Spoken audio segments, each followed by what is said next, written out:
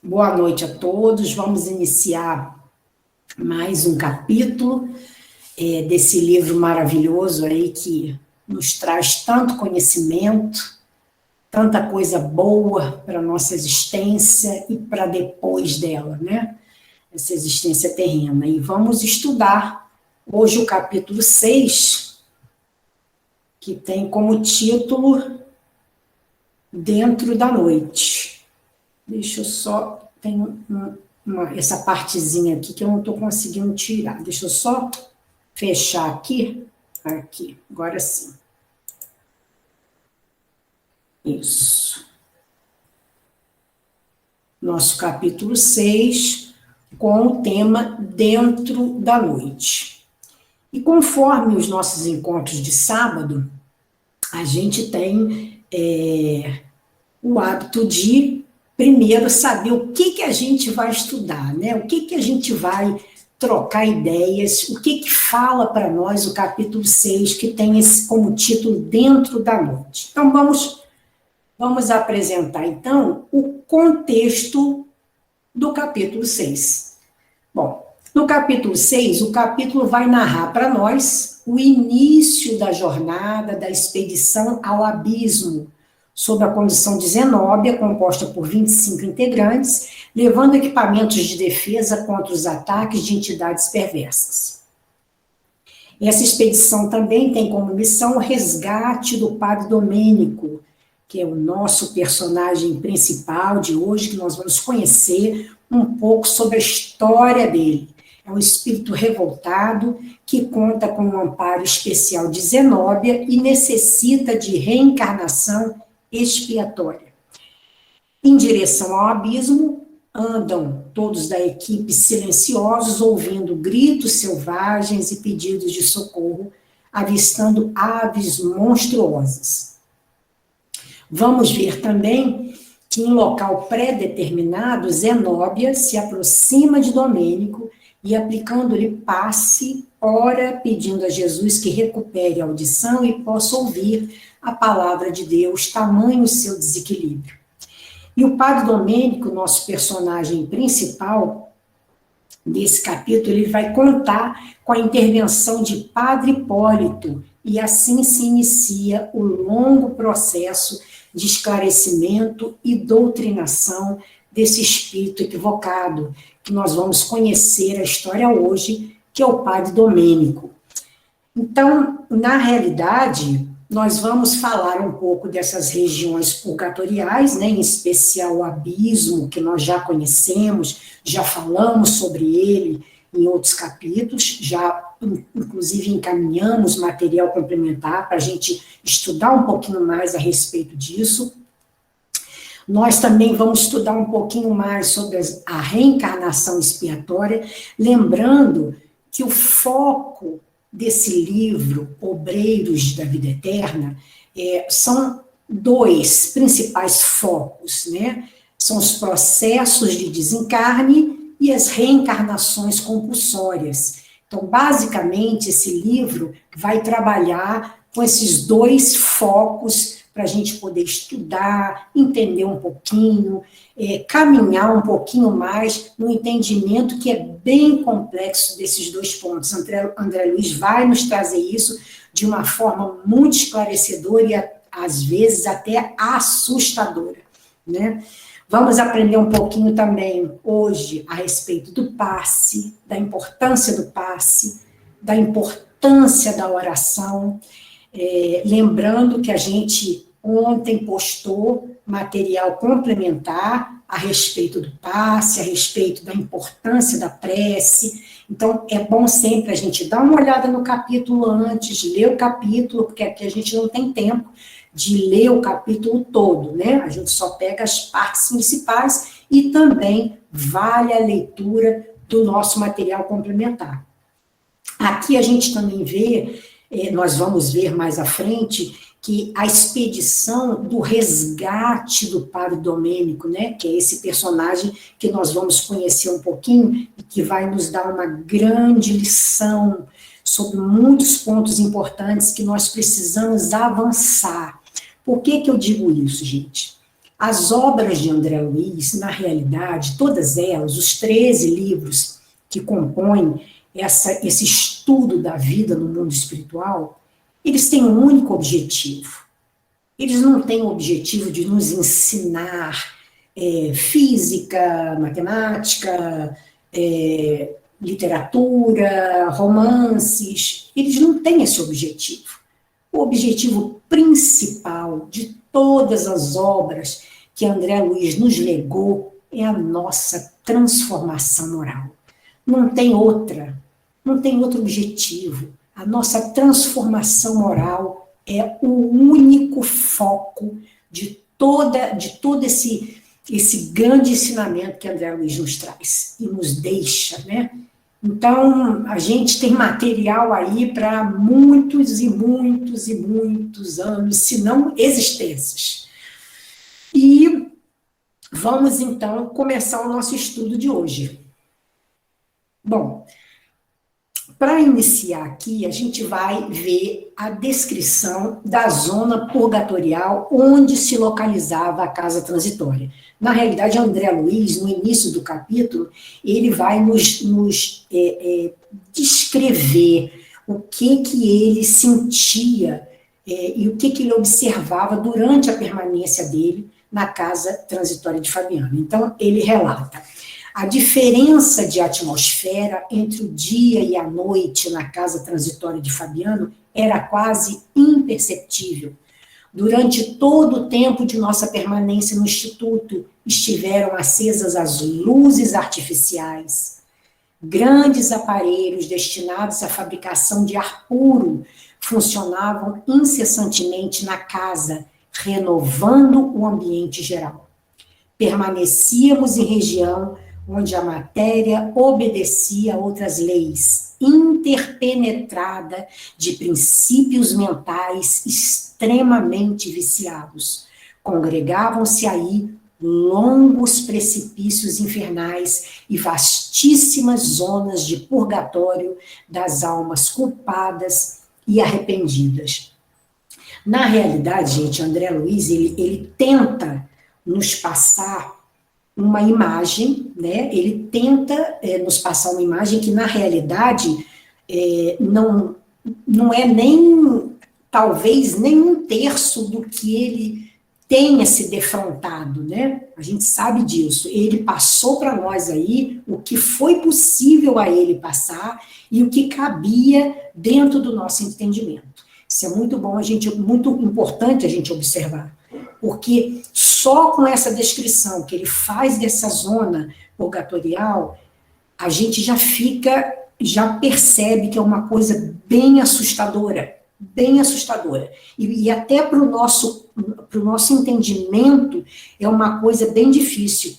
A gente imaginar um lugar que a gente não sabe se é dia, se é noite, que as luzes ficam acesas constantemente e que há necessidade de aparelhagem para fabricar o ar puro.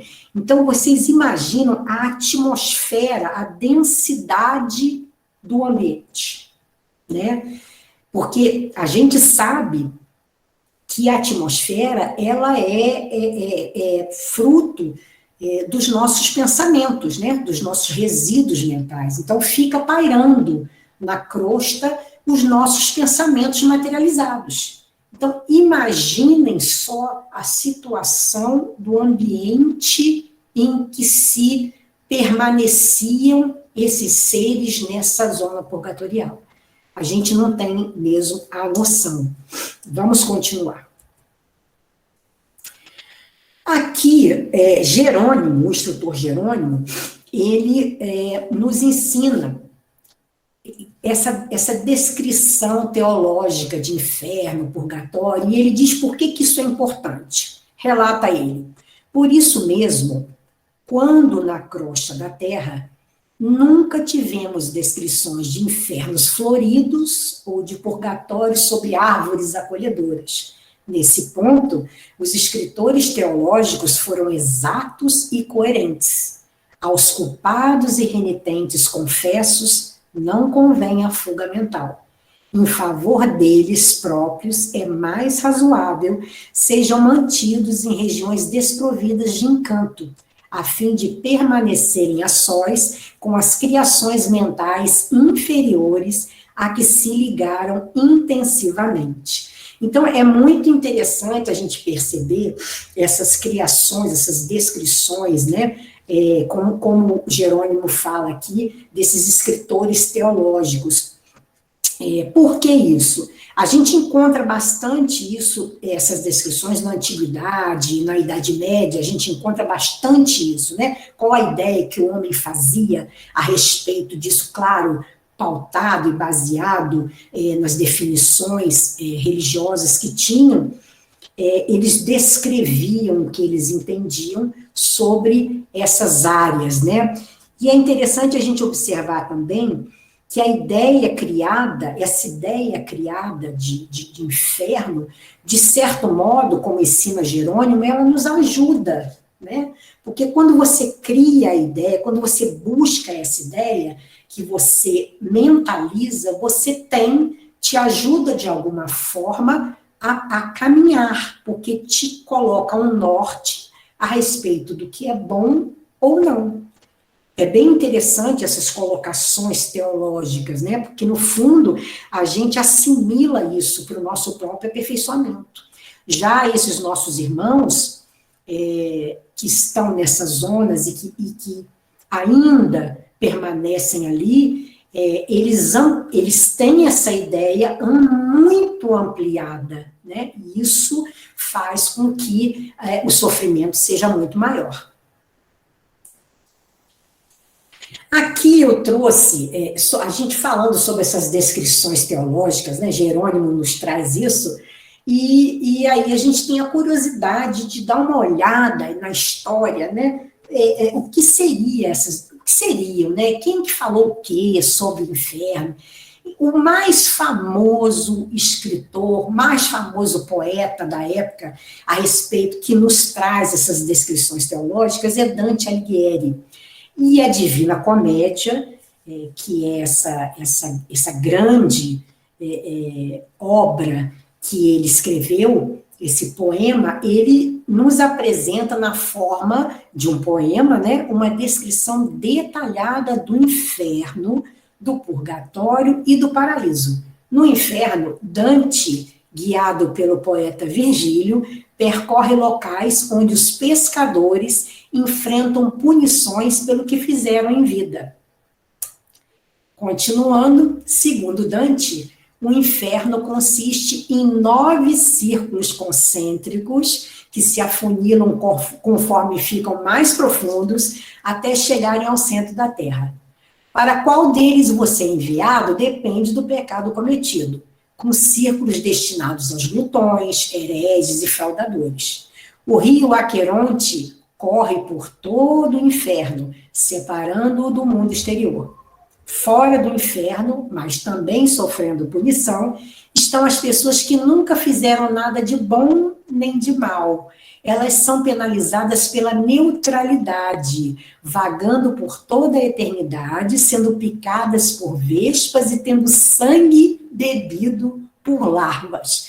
Então, muita criatividade, né, baseado no que trazia a religião, né, imaginar tudo isso. Mas interessante que eu fiz um paralelo, é interessante essa ideia de pessoas que também não fazem o bom nem o mal. É interessante que me lembrou a responsabilidade que nós temos, né? Nós somos responsáveis pelo mal que nós fazemos, mas também pelo bem que deixamos de fazer. Interessante essa relação, né, com essa ideia trazida por Dante. Nós temos também um outro poeta inglês, John Milton, que tem um poema famoso, né, O Paraíso Perdido, que retrata em detalhes o inferno da época de Adão e Eva e as penas dos anjos caídos. Nessa versão de Milton, o inferno é distante da Terra, que é vista como um lugar puro e perfeito, que não comportaria o centro da maldade. Na verdade, o inferno é descrito como escaldante, e na versão de Milton, ele descreve colinas, cavernas, praias e pântanos de fogo, cujas chamas oferecem nenhuma luz, mas sim escuridão visível. Para Milton, há 9 portões, 3 de bronze, 3 de ferro e 3 de rocha, guardados pelo pecado, pela morte e pelos cães do inferno. Muito interessante essas descrições. E isso, vamos voltar lá no que Jerônimo fala, é muito interessante, a gente até acha engraçado, a gente acha muita criatividade, mas na realidade isso nós carregamos conosco. Essas ideias de céu, inferno, purgatório, não com toda essa criatividade, mas nós carregamos isso. Nós viemos com isso, né, através das religiões, e nós somos impregnados de toda essa descrição, que no fundo, né, conforme de Jerônimo, isso dependendo da nossa relação, dependendo do nosso caminho, do nosso livre-arbítrio, do que nós desejamos para nós, nos ajuda a uma melhor compreensão dessa distinção do bem e do mal. E pesquisando um pouquinho mais, eu achei muito interessante uma recente notícia que eu achei num site do Vaticano, no site de reportagens de notícias do Vaticano. Olha que interessante, eu tive que trazer para vocês. Olha que interessante essa nova descrição teológica do inferno. Essa é atual, hein? O inferno não é um lugar, mas um estado da alma, explica sacerdote italiano.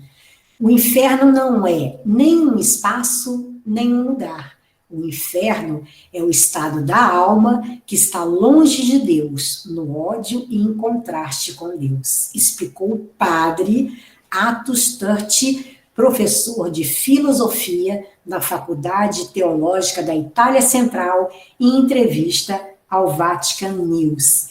Muito interessante, uma definição que nós conhecemos bem. A doutrina espírita nos traz isso com muita clareza, e que bom que eles estão enxergando isso. Muito interessante, vamos seguir. Bom, continuando a nossa leitura, agora essa expedição vai em direção ao abismo, né, que eles têm uma missão, que é o resgate do Padre Domênico. Então aqui, André Luiz nos descreve o que ele foi observando ao longo deste caminho. Diz ele: vagavam no espaço estranhos sons, ouvia perfeitamente gritos de seres selvagens, e em meio deles, dolorosos gemidos humanos, emitidos talvez a imensa distância, aves de monstruosa configuração, mais negras do que a noite, de longe em longe se afastavam de nosso caminho assustadiças. Ao ladear imenso charco, ouvi soluços próximos. Guardava a nítida impressão de que as vozes procediam de pessoas atoladas em repelentes substâncias, tais as emanações desagradáveis que pairavam no ar. Eu não consegui imaginar um local assim. Por mais que a gente tenha visto filmes, e por mais que a gente tenha tentado, na nossa imaginação, visualizar um local assim, é muito triste. Eu, quando li, me senti profundamente triste, porque por ver que isso é real. Isso não é um romance, isso é real, né?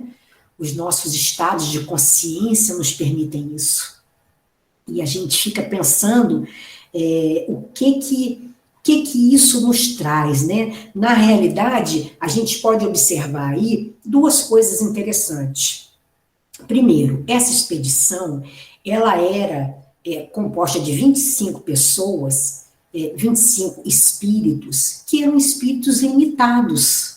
Não eram espíritos evoluídos, não, eram espíritos que estavam ali se propondo ao bem. Eles estavam ali determinados a trabalhar pelo bem, a ajudar.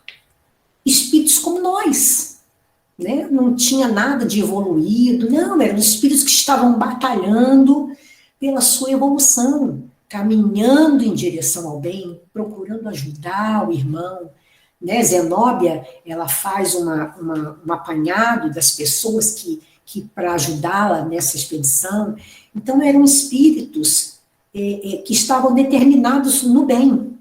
E outra coisa interessante que a gente pode observar é que Zenóbia pediu silêncio durante todo o trajeto em que eles iam partindo, né, para encontrar Padre Domênico. E a gente pensa nesse silêncio. Gente, vamos trazer para a nossa realidade isso. O silêncio. Como é difícil para nós esse comportamento disciplinar do silêncio. Vamos jogar isso em alguma situação que nós precisamos estar na casa espírita, precisamos estar no início de uma reunião espírita, no início de uma reunião mediúnica.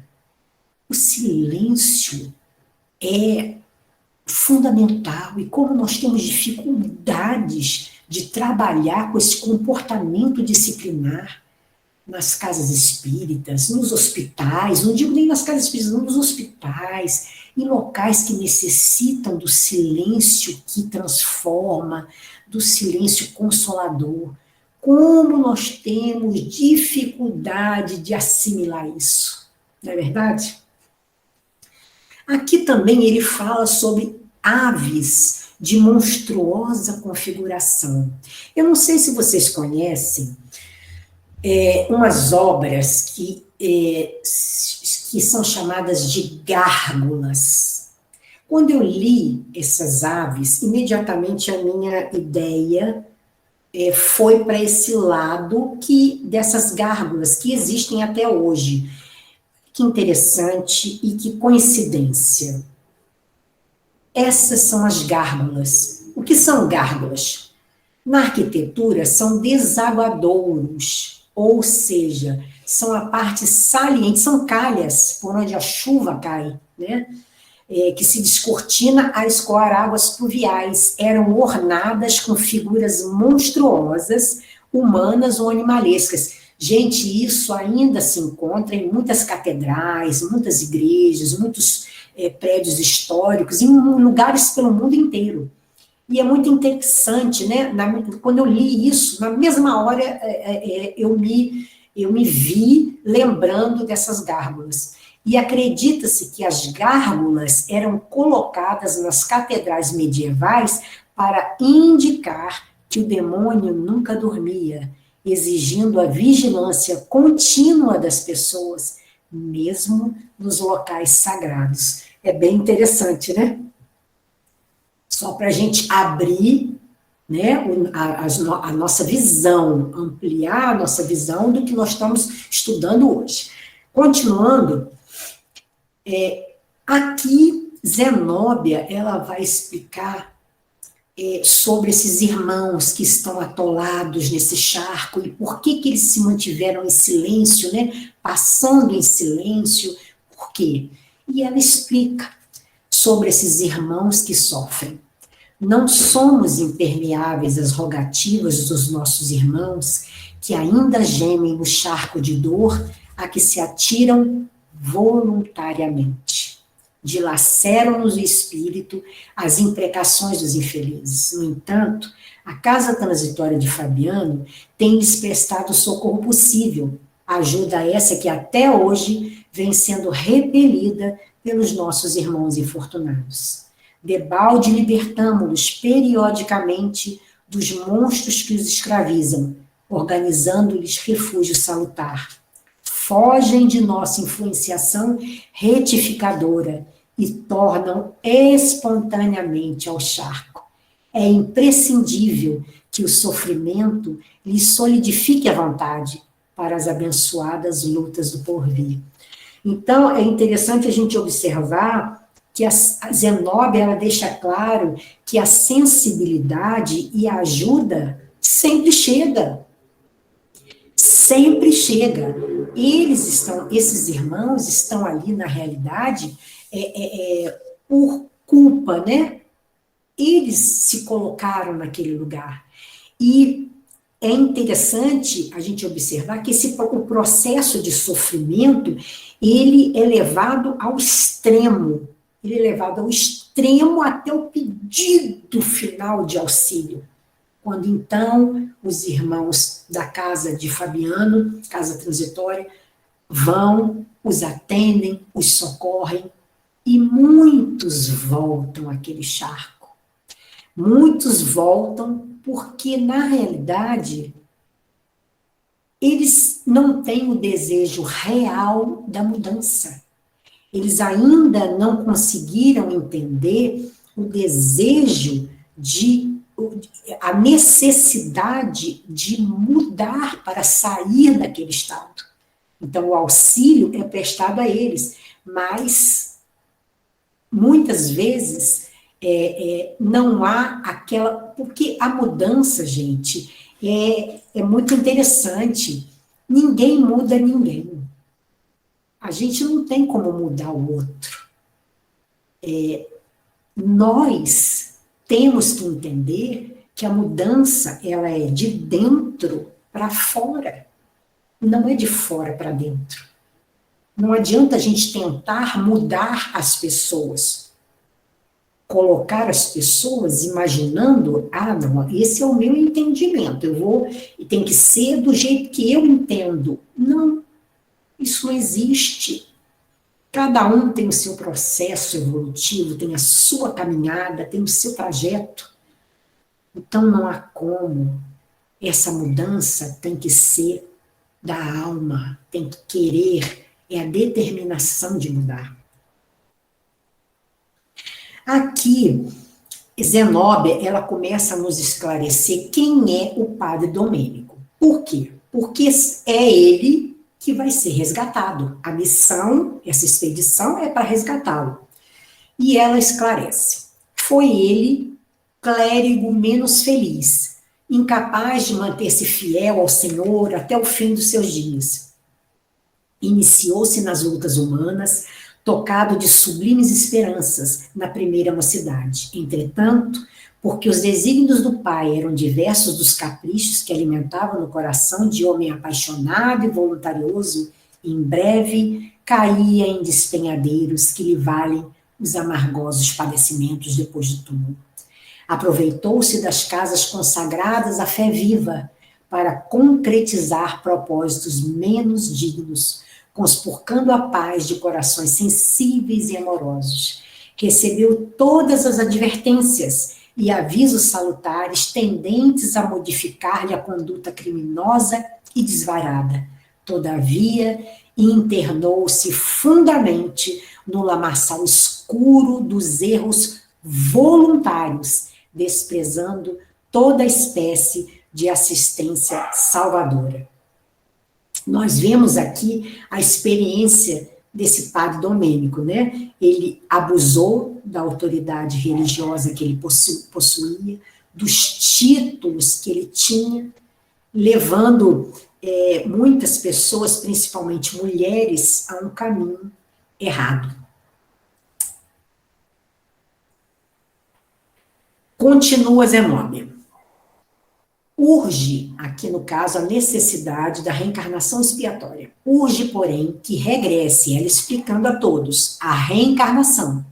Amigos nossos, devotados e solícitos, amparam meu pedido em benefício dele e Domênico voltará a unir-se como filho sofredor de uma das suas vítimas de outro tempo, vítima e verdugo, porque num gesto de vingança cruel, o ofendido eliminou o ofensor com a morte, para reintegrar-se nas correntes carnais, preciosas e purificadoras, deve o infortunado adquirir pelo menos a virtude da resignação, de modo a não aniquilar o organismo daquela que, desempenhando sublime tarefa de mãe, lhe conferirá carinhosamente a nova personalidade. Chamarei mentalmente a nossa irmã Ernestina, que lhe foi mãe dedicada e compassiva, com o fim de o recolher e conduzir a crosta para as providências cabíveis. Estou convencida de que, podendo ver a genitora, Domênico se transformará em breves dias, preparando-se para a reencarnação próxima com o valor desejado. Aqui é interessante a gente observar que há, conforme Zenóbia esclarece, a necessidade da reencarnação desse nosso irmão. Porém, né, segundo o planejamento que foi feito para ele vai reencarnar no útero de uma das mulheres a quem ele abusou, né? E vai reencarnar neste útero desta mulher de quem ele abusou, e que, não aguentando este abuso, não aguentando o ato praticado por ele, o matou. É interessante a gente perceber esses reencontros. Vamos trazer isso para a nossa realidade, vamos observar isso com os olhos de agora, né, do que a gente vê acontecer. São os reencontros que nos são proporcionados pela justiça divina, são os reencontros nos lares, o ódio descabido, sem propósito, o ódio sem objetivo, sem um porquê, né, que a gente percebe, sem explicação, é o desequilíbrio, é a depressão que acontece de um filho. Então, são esses reencontros que são proporcionados através dessas reencarnações compulsórias, dessas reencarnações expiatórias, não é verdade? Então, o que acontece com Domênico? Ele não tinha essa compreensão do que ele havia feito. Ele não entendia, ele não conseguia, na revolta dele, entender que, mesmo ele sendo um representante de Deus, segundo o que ele fazia, que ele era um sacerdote, ele entendia que todas essas atitudes praticadas por ele eram justificáveis, não é verdade? Bom, aqui nós vamos ver esse estado mental, e quando eles encontraram ele, o André Luiz relata o estado mental em que ele se encontrava. Não acusou emoção alguma ao contato daquele colo amoroso e nem percebeu nossa presença amiga, de olhar parado no espaço, num misto de desespero e zombaria, semelhava-se a uma estátua de insensibilidade.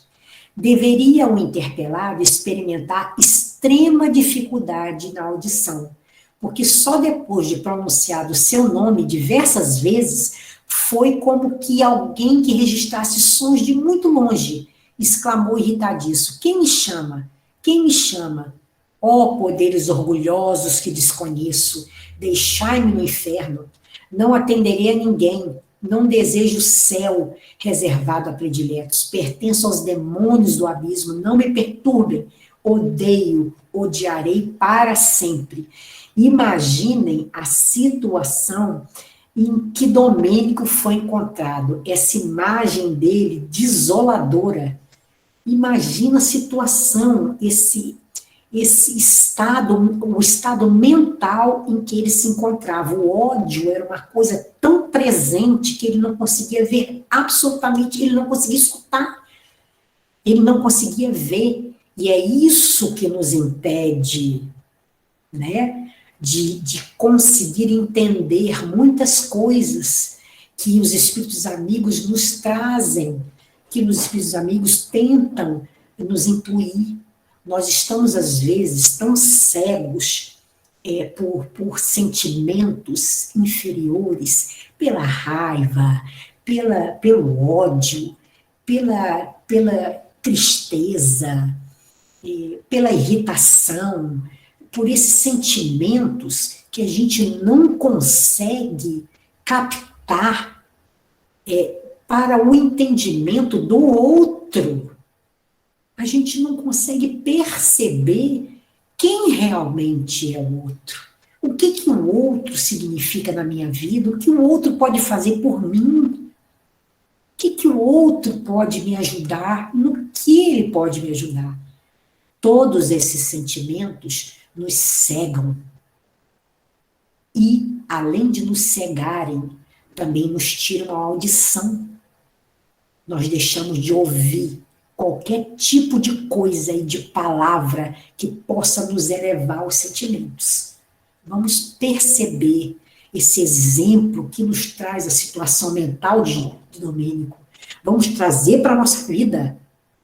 Porque é isso que André Luiz quer nos passar.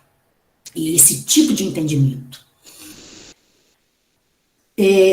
Outra coisa interessante também que eu percebi, quando ele fala a respeito, ele fica tão irredutível nesse ódio dele, né? A consciência dele, e na realidade ele sabia que ele tinha errado, o erro estava muito presente. Por quê? Gente, vamos lá, na questão 621 do Livro dos Espíritos. Onde está escrita a lei de Deus? Rápida resposta. Na consciência.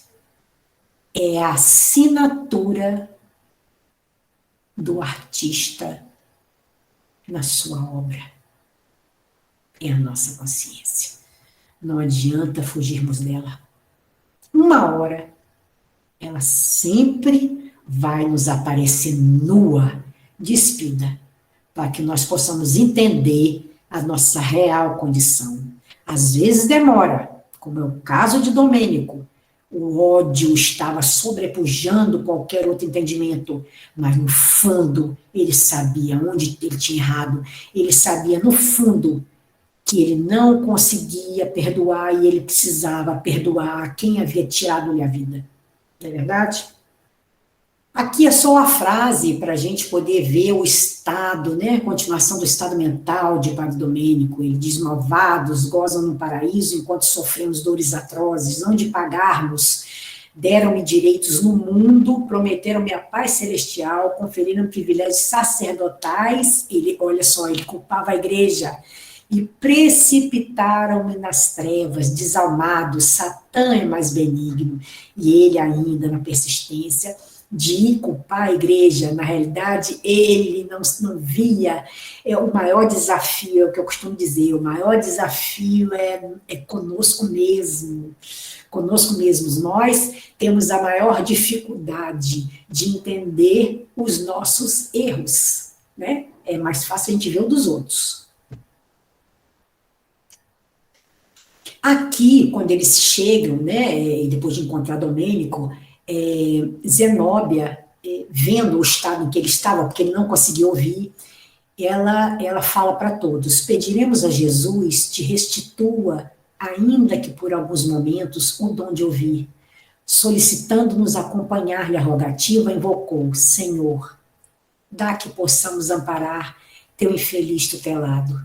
Tens o pão que extingue a fome de justiça, a água eterna que sacia a sede de paz, o remédio que cura, o bálsamo que alivia, o verbo que esclarece, o amor que santifica, o recurso que salva, a luz que revela o bem, a providência que retifica, o manto acolhedor que envolve a esperança em tua misericórdia. Mestre, tu que fazes descer a bendita luz de teu reino aos que ainda choram no vale das sombras, concede que o teu discípulo transviado possa ouvir aqueles que o amam. Pastor divino, compadece-te da ovelha desgarrada do aprisco de teu coração. Permite que aos seus ouvidos tenham acesso os ecos suaves de teu infinito amor. Concede-nos semelhante alegria, não por méritos que não possuímos, mas por acréscimo de tua inesgotável bondade. eu quando li essa prece, e agora a mesma coisa, eu me emociono muito, e me emocionei muito de ver que a prece de Zenóbia foi curta, curtinha, mas de uma grande sinceridade, né? De uma grande intensidade.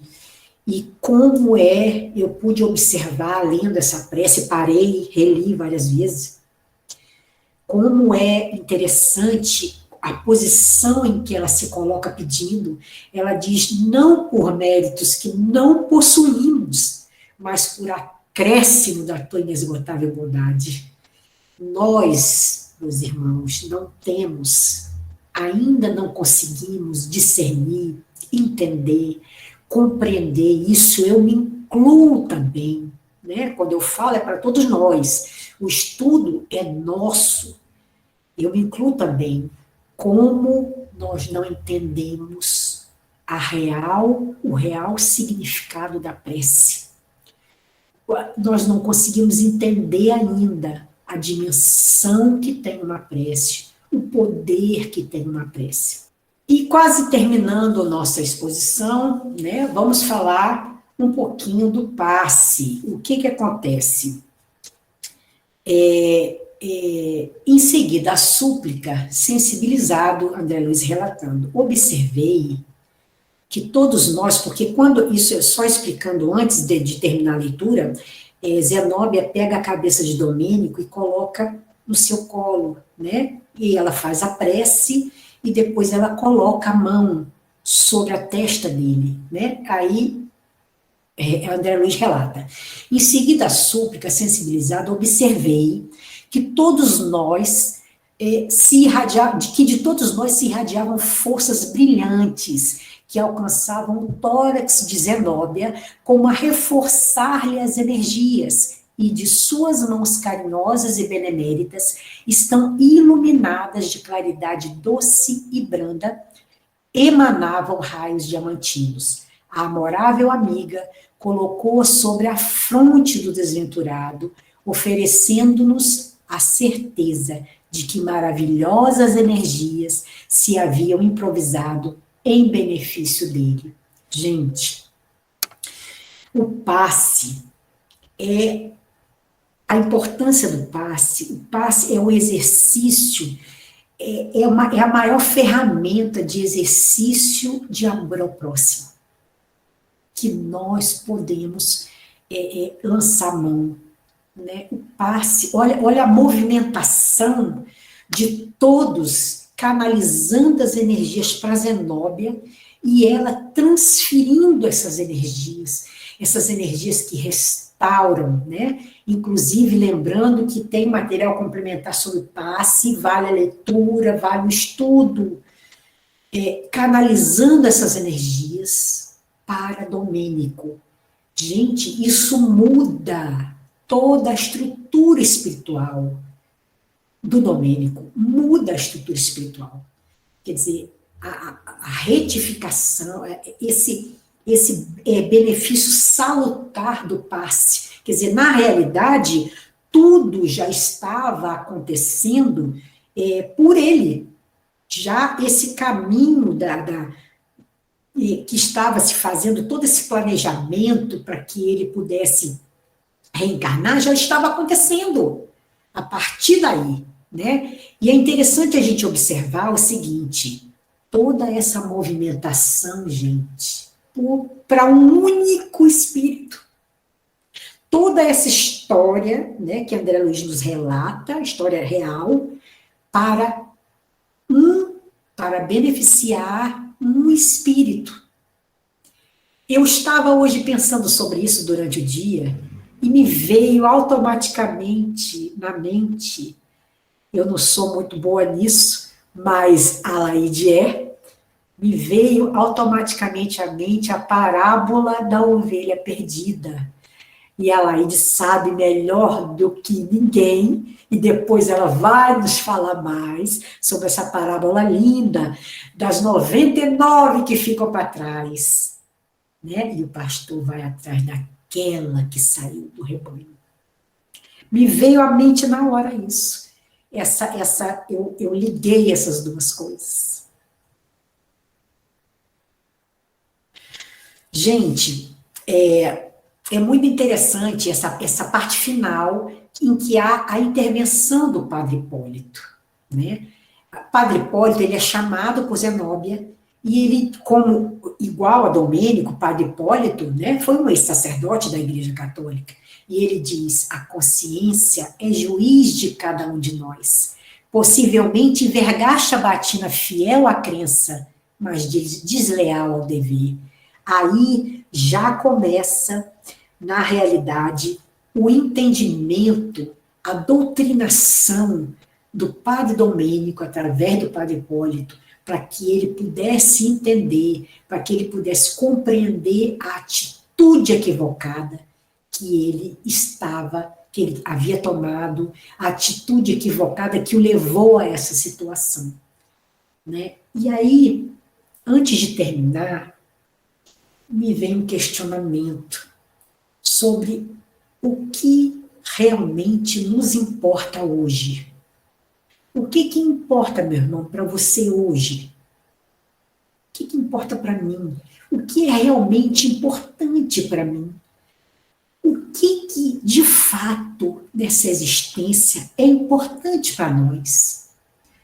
O que nós precisamos fazer para nós nos modificarmos no nosso dia a dia? O que nós precisamos fazer para que a gente, se a gente desencarnar hoje, agora, a gente perceba que a nossa consciência não será tanto assim doída. Vamos terminar com essa frase de André Luiz: a prece é talvez o poder máximo conferido pelo Criador à criatura. Muita gratidão a todos, muito obrigada pela oportunidade de me deixar chegar um pouquinho até o coração de vocês. Muito obrigada.